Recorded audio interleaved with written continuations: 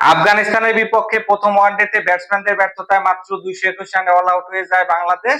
এখন আফগানিস্তানের কিন্তু জয়ের জন্য প্রয়োজন ২২২ রান।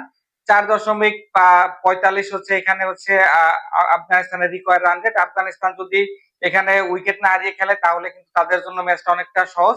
বাংলাদেশ যদি এই ম্যাচটা জিততে চায় সেক্ষেত্রে কিন্তু বাংলাদেশের ট্রিমেন্ডাস বোলিং করতে হবে এবং ফিল্ডারদের কিন্তু এখানে যে সুযোগগুলো আসবে সেই সুযোগগুলো কাজে লাগাতে হবে। যদিও একটা সময় মনে হচ্ছিল যে বাংলাদেশ ২৫০-৬০ করবে। পিচটাও কিন্তু ভালো ছিল, খারাপ না। এখানে মেহেদী হাসান মিরাজ এবং তাওহিদ হৃদয়ের মধ্যে কিন্তু ১০১ রান ট্রিমেন্ডাস পার্টনারশিপ দেখেছি। তাওহিদ হৃদয় ভুল বোঝাবুঝি তা উঠে যাওয়ার পরও কিন্তু এখানে মিরাজও বেশিক্ষণ টিকেনি। মিরাজ ৬০ রান করেন, তাওহিদ হৃদয় ৫৬ রান করেন। জাকের আলী অনেক আমাদের সুইনকাম মাস্টার, তিনি কিন্তু আরো একবার ব্যর্থতার প্রমাণ দেন। নুরুল হাসান সোহানও কিন্তু আজকে রান পাননি। এর আগে প্রথমের দিকে তামিম হচ্ছে শিরোচুলো ব্যাটিং এ আউট হয়ে যান খুব দ্রুত।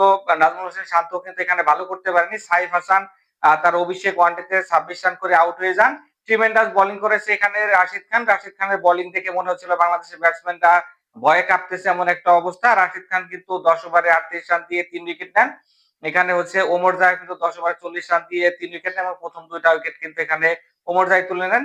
দেখা যাক আমাদের বোলাররা কিন্তু আরো একটা ম্যাচ এখানে জেতাতে পারেন কিনা।